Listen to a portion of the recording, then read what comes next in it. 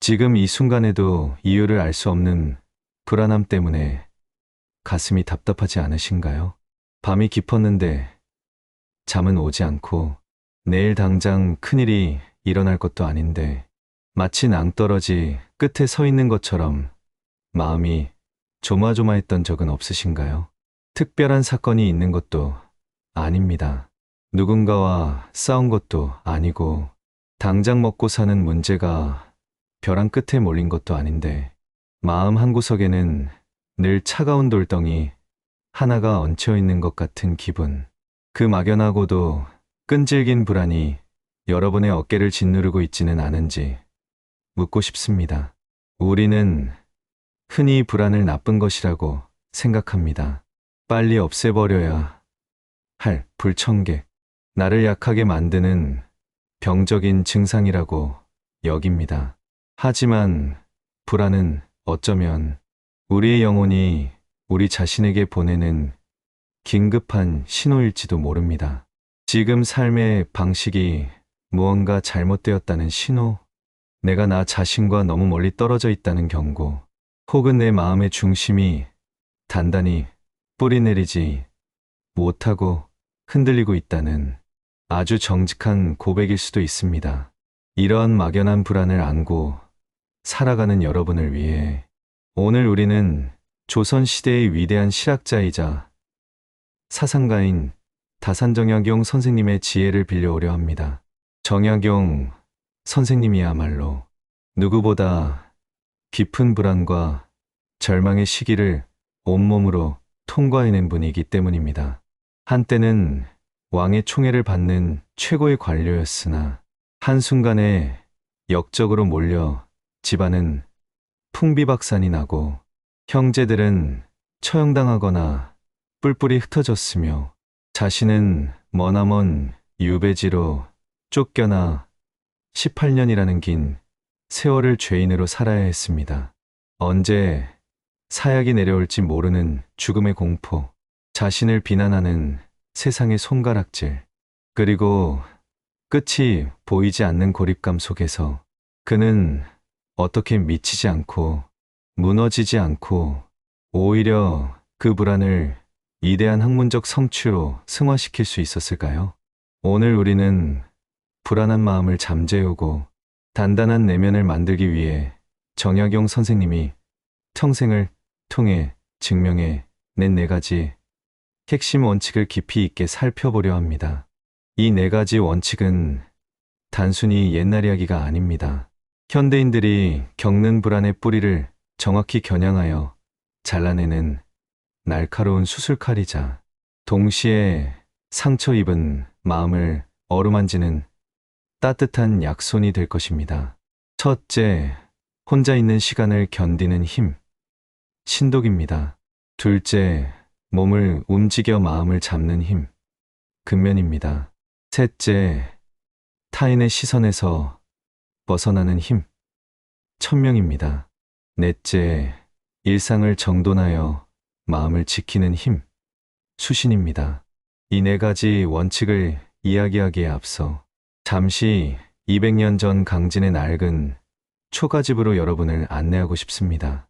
그곳에는 곰팡내 나는 좁은 방 한 칸이 있습니다. 찬바람이 문틈으로 숭숭 들어오는 그곳에 한 중년의 남자가 앉아 있습니다. 그는 하루아침에 모든 것을 잃었습니다. 친구들은 그를 외면했고 친척들은 그를 두려워하며 피했습니다. 세상은 그를 버렸습니다. 그에게 남은 것은 오직 두려움과 고독뿐이었습니다.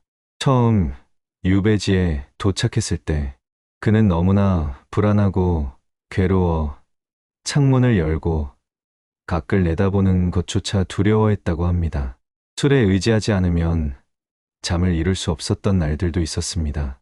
하지만 그는 결국 그 불안의 늪에서 걸어 나왔습니다. 그리고 우리에게 말합니다. 마음이 불안한 자여, 밖을 보지 말고 안을 보라. 도대체 그는 그 좁은 방에서 무엇을 깨달았던 것일까요? 지금부터 그 깊은 지혜의 숲으로 함께 걸어 들어가 보겠습니다. 첫째, 혼자 있는 시간을 견디는 힘. 바로 신독의 태도입니다. 여러분 주변을 한번 둘러보십시오. 아니, 혹시 여러분 자신의 모습은 아닌지 돌아보십시오. 잠시라도 혼자 있는 것을 견디지 못해 끊임없이 스마트폰을 들여다보고 의미 없는 영상을 넘겨보며 누군가에게 계속해서 메시지를 보내는 모습 말입니다. 퇴근하고 집에 돌아와서도 텔레비전을 켜두지 않으면 적막감이 무서워 견딜 수가 없고, 주말에 약속이 없으면 내가 세상에서 도태된 것 같은 기분에 휩싸여 억지로라도 약속을 잡아내고야 마는 그런 모습들 말입니다. 우리는 왜 이토록 혼자 있는 것을 두려워할까요? 왜 잠시라도 정적이 흐르는 것을 불안해할까요? 그것은 바로 나 자신과 마주하는 것이 어색하고 두렵기 때문입니다. 외부의 소음이 사라지면 내면의 목소리가 들려오기 시작합니다. 그 목소리는 때로는 내가 외면하고 싶었던 열등감을 건드리기도 하고, 때로는 내가 잊고 싶었던 후회를 끄집어내기도 합니다. 그래서 우리는 그 목소리를 듣지 않기 위해 일부러 더 큰 소음을 찾아 헤매는 것입니다. 하지만 정약용 선생님은 말씀하십니다. 불안을 잠재우는 첫 번째 열쇠는 바로 그 고독을 정면으로 마주하는 신독에 있다고요. 신독이란 홀로 있을 때에도 도리에 어긋남이 없도록 삼가고 조심한다는 뜻입니다. 하지만 단순히 행동을 조심하라는 도덕적인 훈계가 아닙니다. 이것은 내 마음의 주인이 되는 훈련입니다. 남이 보지 않을 때, 아무도 나를 감시하지 않을 때, 그때 비로소 나의 진짜 모습이 드러납니다. 남들의 시선과 평가 때문에 꾸며낸 모습이 아니라 발가벗겨진 내 영혼의 민낯을 마주하는 시간입니다. 정약용 선생님은 유배지에서 철저하게 혼자였습니다. 처음에는 그 고독이 그를 갉아먹는 독이라고 생각했습니다. 하지만 그는 곧 깨달았습니다. 이 고독이야말로 하늘이 나에게 준 기회라는 것을 말입니다. 남들의 눈치를 보느라 낭비했던 에너지를 오롯이 나에게 집중할 수 있는 시간, 세상의 소음 때문에 듣지 못했던 내면의 진리를 탐구할 수 있는 시간임을 깨달은 것입니다. 그는 아들에게 보낸 편지에서 이렇게 말합니다. 군자는 홀로 있을 때 가장 신중해야 한다. 남이 나를 보지 않는다고 해서 흐트러지지 말고 내 마음속의 양심을 등불 삼아 스스로를 비추어라. 현대 사회를 살아가는 우리에게 이 가르침은 어떻게 적용될 수 있을까요? 불안은 대개 비교에서 옵니다. 그리고 비교는 타인이 있을 때 발생합니다. SNS를 보며 남들의 화려한 삶과 나의 초라한 현실을 비교할 때, 직장 동료의 승진 소식에 내 처지를 비관할 때, 우리의 마음은 요동치고 불안해집니다. 이때 필요한 것이 바로 신독의 시간입니다. 외부와의 연결을 잠시 끊고 철저하게 혼자가 되어보는 것입니다. 카페에 앉아 멍하니 창밖을 바라보는 것도 좋습니다. 아무런 목적 없이 동네 한 바퀴를 천천히 걷는 것도 좋습니다. 잠들기 전 10분 동안 스마트폰을 끄고 가만히 눈을 감고 내 숨소리에 집중해 보는 것도 좋습니다. 처음에는 그 침묵이 불편하고 불안할 수 있습니다. 온갖 잡념이 떠오르고 빨리 무언가를 확인하고 싶은 충동이 일어날 것입니다. 하지만 그 시간을 견뎌내야 합니다. 그 시간을 견디고 나면 마치 흙탕물이 가라앉아 맑은 물이 드러나듯이 불안했던 마음이 차분하게 가라앉는 것을 경험하게 될 것입니다. 혼자 있는 시간은 외로운 시간이 아니라 내가 나와 친해지는 시간입니다. 내가 나를 믿어주는 시간입니다. 세상 모든 사람이 나를 비난해도 나만은 내 편이 되어줄 수 있는 단단한 자존감을 만드는 시간입니다. 이유 없는 불안이 찾아올 때 도망치지 마십시오. 사람들 속으로 숨지 마십시오. 오히려 방문을 닫고 고요함 속으로 걸어 들어가십시오. 그리고 스스로에게 물어보십시오. 지금 내 마음이 왜 이렇게 소란스러운가? 그 질문에 대한 답은 오직 고요함 속에서만 들을 수 있습니다. 둘째, 몸을 움직여 마음을 잡는 힘. 바로 근면과 실천입니다. 불안한 사람들의 가장 큰 특징 중 하나는 생각이 꼬리에 꼬리를 물고 이어진다는 것입니다. 혹시 내가 실수를 하면 어떡하지? 나중에 돈이 없어서 비참해지면 어떡하지? 사람들이 나를 싫어하면 어떡하지? 일어나지도 않은 미래의 일들을 미리 끌어와서 걱정하고 이미 지나간 과거의 일들을 끊임없이 되새김질하며 후회합니다. 생각은 많지만 정작 몸은 움직이지 않습니다. 이불 속에 누워서 천장만 바라보며 머릿속으로 수만 가지 시나리오를 쓰고 지우기를 반복합니다. 이것이 바로 불안을 키우는 가장 좋은 먹이입니다. 정약용 선생님은 불안을 잠재우는 가장 확실한 방법은 머리를 쓰는 것이 아니라 몸을 쓰는 것이라고 강조했습니다.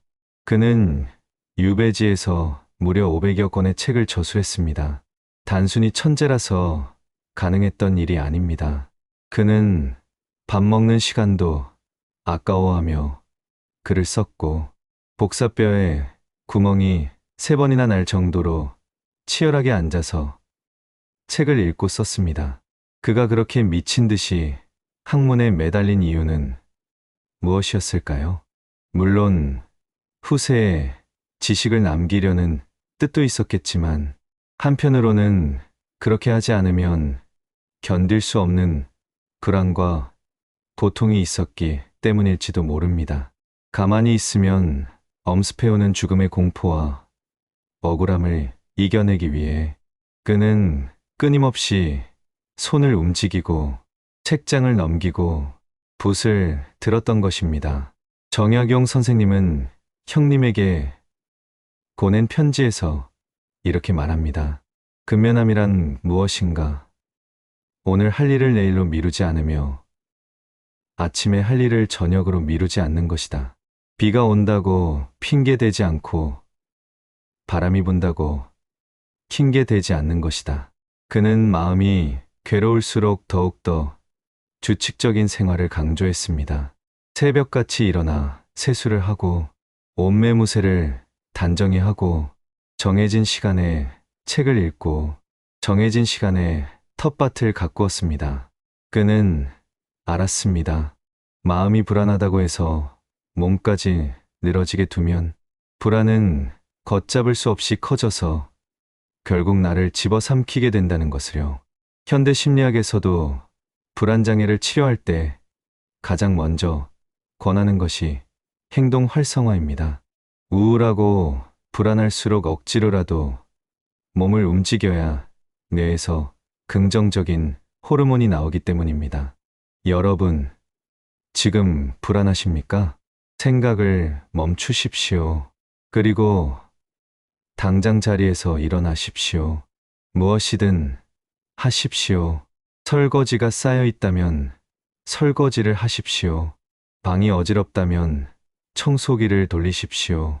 빨래를 개고 책상을 닦고 신발장을 정리하십시오. 거창한 일이 아니어도 좋습니다. 아주 사소한 일이라도 내 손으로 직접 무언가를 해결하고 주변을 정돈하는 행위는 우리에게 통제감을 줍니다. 불안은 내 삶이 내 통제를 벗어났다는 느낌에서 옵니다. 하지만 내가 내 방을 청소하고 내 밥을 차려 먹고 내 몸을 씻는 행위는 나는 여전히 내 삶을 관리할 수 있다는 무의식적인 확신을 심어줍니다. 정약용 선생님은 소학이라는 책을 무척 중요하게 여겼습니다. 소학은 거창한 철학이 아니라 어른을 공경하고 청소하고 대답하는 아주 기본적인 생활 태도를 가르치는 책입니다. 그는 마음이 심란할수록 기본으로 돌아가라고 했습니다. 머릿속이 복잡할 때는 몸을 단순하게 움직여야 합니다. 땀을 흘리며 운동을 하는 것도 좋습니다. 숨이 턱 끝까지 차오르도록 달리기를 하면 그 순간만큼은 불안이 들어올 틈이 없습니다. 몸의 감각이 깨어나면 마음의 망상은 사라집니다. 불안은 안개와 같습니다. 가만히 있으면 내 시야를 가리고 숨통을 조여오지만 바람을 일으켜 움직이면 흩어져 사라지는 안개와 같습니다. 여러분의 몸을 움직여 삶의 바람을 일으키십시오. 그것이 정약용 선생님이 전하는 근면의 참된 의미입니다. 셋째, 타인의 시선에서 벗어나 내 분수에 맞는 행복을 찾는 힘. 천명과 청복입니다. 우리가 느끼는 불안의 상당 부분은 욕망과 연결되어 있습니다. 남들보다 더 잘 살고 싶은 욕망, 남들에게 인정받고 싶은 욕망, 지금보다 더 많은 것을 가지고 싶은 욕망. 이 욕망이 채워지지 않을 때 우리는 결핍을 느끼고 그 결핍은 불안으로 이어집니다. 남들은 저만큼 앞서가는데 나만 뒤처진 것은 아닐까? 지금 이대로 살다가는 패배자가 되는 것은 아닐까? 이런 생각들이 우리를 끊임없이 괴롭힙니다. 정약용 선생님은 한때 최고의 권력을 누렸던 사람입니다. 왕의 측근으로 부러울 것 없는 삶을 살았습니다. 하지만 유배지에서의 삶은 정반대였습니다.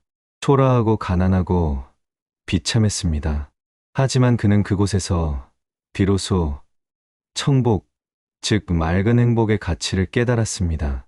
세상 사람들이 추구하는 부귀영화와 권력을 열복, 즉 뜨거운 행복이라고 한다면 자연 속에서 책을 읽고 차를 마시고 가족을 사랑하며 사는 소박한 삶은 맑은 행복이라는 것입니다.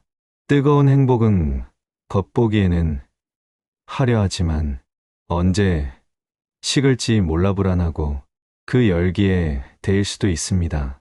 하지만 맑은 행복은 밋밋해 보이지만 마음을 편안하게 하고 영혼을 맑게 해줍니다. 그는 아들에게 쓴 편지에서 이렇게 당부합니다. 부귀영화를 탐내지 마라. 그것은 뜬구름과 같다. 남과 비교하지 말고 내게 주어진 분수를 알고 그 안에서 만족함을 찾아라. 정약용 선생님은 자신이 처한 상황을 억지로 바꾸려 하지 않고 하늘의 뜻, 즉 천명으로 받아들였습니다. 내가 왜 이런 곳에서 썩어야 하나라고 한탄하는 대신 이곳에서 내가 할 수 있는 일은 무엇인가를 고민했습니다. 상황을 수용하고 나니 불안은 사라지고 할 일이 보이기 시작했습니다. 현대인들이 느끼는 불안의 근원은 내가 아닌 다른 사람이 되려고 애쓰는 데 있습니다. 내 능력과 내 상황은 고려하지 않고 미디어가 보여주는 환상적인 삶을 쫓아가려다 보니 가랑이가 찢어지는 것입니다. 자신의 분수를 안다는 것은 비굴한 체념이 아닙니다. 나의 한계를 인정하고 그 안에서 최선을 다해 나만의 꽃을 피우겠다는 당당한 선언입니다. 남들이 명품 가방을 든다고 해서 나도 들어야 행복한 것이 아닙니다. 남들이 해외여행을 간다고 해서 나도 가야만 성공한 인생인 것이 아닙니다. 나에게 맞는 행복은 따로 있습니다. 따뜻한 밥 한 끼를 맛있게 먹는 것, 좋은 책 한 구절을 읽고 감동하는 것, 사랑하는 사람과 웃으며 대화하는 것. 이런 소소한 청복을 누릴 줄 아는 사람은 불안하지 않습니다. 그들은 행복의 기준이 외부에 있지 않고 내부에 있기 때문입니다. 정약용 선생님은 말씀하셨습니다. 재물은 똥오줌과 같아서 모아두면 악취가 나지만 다트에 뿌리면 거름이 된다. 돈과 명예는 삶의 수단일 뿐 목적이 될 수 없습니다. 수단에 집착하면 불안해지지만 목적을 바로 세우면 평온해집니다. 여러분의 삶의 목적은 무엇입니까? 남들에게 보여주기 위한 삶입니까? 아니면 나 스스로 만족하는 삶입니까? 타인의 시선이라는 감옥에서 탈출하십시오. 그 감옥 문은 밖에서 잠긴 것이 아니라 안에서 여러분이 붙잡고 있는 것일지도 모릅니다. 이제 그 손을 놓고 나만의 속도대로, 나만의 방식대로 살아가십시오. 그때 비로소 이유 없는 불안은 자취를 감추게 될 것입니다. 넷째, 일상을 정돈하여 마음을 지키는 힘. 바로 수신입니다. 마지막 원칙은 아주 구체적이고 현실적인 조언입니다. 바로 우리를 둘러싼 환경을 정돈하는 것입니다. 여러분, 지금 여러분이 머무는 방을 한번 둘러보십시오. 옷가지가 아무렇게나 널려 있지는 않습니까? 책상 위에는 잡동사니가 쌓여 있지 않습니까? 싱크대에는 설거지감이 가득하지 않습니까? 정약용 선생님은 수신제가 치국 평천하라는 말을 몸소 실천하신 분입니다. 세상을 다스리기 전에 먼저 자기 자신을 닦고 집안을 가지런히 해야 한다는 뜻이지요.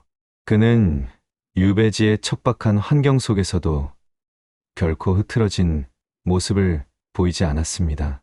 항상 의관을 정제하고 방을 깨끗이 쓸고 닦았으며 주변의 사물들을 질서 정연하게 배치했습니다. 어떤 사람들은 말합니다. 마음이 중요한 거지 겉모습이나 환경이 뭐가 중요해. 하지만 정약용 선생님의 생각은 달랐습니다. 형식은 내용을 지배한다. 마음은 눈에 보이지 않기 때문에 눈에 보이는 환경과 태도를 통해 마음을 붙잡아야 한다는 것입니다. 방이 어지러우면 마음도 산만해집니다. 옷차림이 구질구질하면 행동도 이축됩니다. 반대로 주변이 정돈되어 있고 내 모습이 단정하면 마음가짐도 자연스럽게 반듯해집니다. 불안한 사람들의 특징 중 하나는 생활의 리듬이 깨져 있다는 것입니다. 밤낮이 바뀌어 있고 식사가 불규칙하며 생활 공간이 혼란스럽습니다. 이런 무질서는 내게 지금 비상 상황이다라는 신호를 보냅니다. 그래서 뇌는 계속해서 불안 신호를 내보내는 것입니다. 정약용 선생님은 이를 경계하며 아무리 괴롭고 힘들어도 일상의 질서를 포기하지 않았습니다. 차를 마실 때도 격식을 갖추어 마셨고 편지를 쓸 때도 한자 한자 정성을 다해 썼습니다. 그에게 정돈된 일상은 자신을 지키는 마지막 보루이자 갑옷이었습니다. 여러분이 지금 이유 없이 불안하다면 가장 먼저 해야 할 일은 정리입니다. 낡고 쓰지 않는 물건들을 과감하게 버리십시오. 물건이 비워진 자리에 새로운 기운이 들어옵니다. 이불을 반듯하게 개고 책상을 닦으십시오. 그리고 거울을 보고 내 모습을 점검하십시오. 머리가 헝클어져 있지는 않은지, 옷에 얼룩이 묻지는 않은지 살피십시오. 나를 귀하게 대접하는 태도가 나를 불안으로부터 지켜줍니다. 내가 나를 함부로 대하면 세상도 나를 함부로 대하고 불안도 나를 만만하게 봅니다.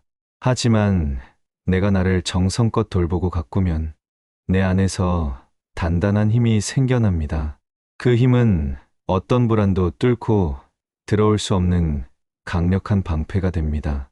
정약용 선생님은 말씀하셨습니다. 터진 둑을 막는 것은 흙 한 줌이고 천리길을 가는 것은 한 걸음에서 시작된다. 불안을 잠재우는 거창한 비법은 없습니다. 지금 당장 내 눈앞에 있는 신발 한 켤레를 자지런히 놓는 것.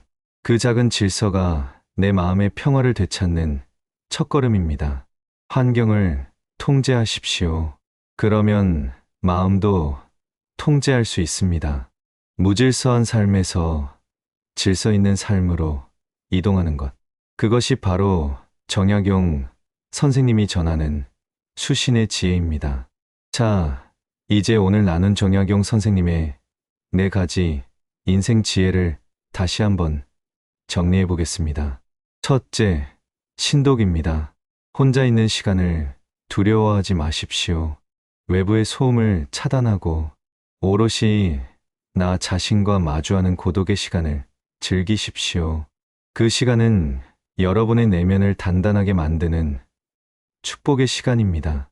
둘째, 근면입니다. 생각을 멈추고 몸을 움직이십시오. 불안은 게으름을 먹고 자라고 부지런함 앞에서 사라집니다. 작은 성취들이 모여 여러분에게 삶의 통제권을 돌려줄 것입니다. 셋째, 천명과 청복입니다. 남과 비교하지 말고 나의 분수를 사랑하십시오. 화려한 부귀영화보다 소박한 일상의 행복을 소중히 여기십시오. 타인의 시선에서 벗어나 나만의 기준을 세울 때 진정한 평온이 찾아옵니다. 넷째, 수신입니다. 주변을 정리하고 나를 단정히 하십시오. 질서 있는 환경이 질서 있는 마음을 만듭니다. 나를 귀하게 대접하는 태도가 불안을 막아내는 방패가 됩니다. 이 4가지 원칙은 정약용 선생님이 18년의 유배 생활이라는 인생에서 가장 춥고 어두운 겨울을 견뎌내며 피워낸 꽃과 같습니다. 그는 이 지혜들 덕분에 무너지지 않았고 오히려 그 시간을 통해 조선의 역사를 바꾼 위대한 사상가가 될 수 있었습니다. 그렇다면 여러분, 지금 여러분이 겪고 있는 이 불안한 시간 또한 어쩌면 여러분의 인생을 더욱 깊고 넓게 만들어줄 기회가 아닐까요? 불안을 적으로 생각하지 마십시오. 불안은 여러분에게 지금, 여기, 나 자신에게 집중하라고 외치는 내면의 간절한 호소입니다. 오늘 밤 잠자리에 들기 전 스스로에게 조용히 물어보셨으면 좋겠습니다. 나는 오늘 나를 얼마나 돌보았는가? 나는 남의 눈이 아닌 내 마음의 눈으로 세상을 보았는가? 정약용 선생님이 200년의 시간을 건너 우리에게 건네는 따뜻한 차 한 잔 같은 위로가 여러분의 불안한 마음을 녹여주기를 바랍니다. 불안해해도 괜찮습니다. 흔들려도 괜찮습니다. 중요한 것은 다시 중심을 잡고 오늘 하루를 정성껏 살아내는 것입니다. 어제보다 조금 더 단단해진 여러분의 내일을 응원합니다. 오늘 이 이야기가 여러분의 흔들리는 마음에 작은 닻이 되어 주었다면 구독과 좋아요로 그 마음을 함께 나누어 주십시오. 우리가 나누는 이 지혜들이 모여 여러분의 삶을 더욱 평안하고 지혜롭게 이끌어 줄 것입니다. 편안한 밤 되십시오. 감사합니다.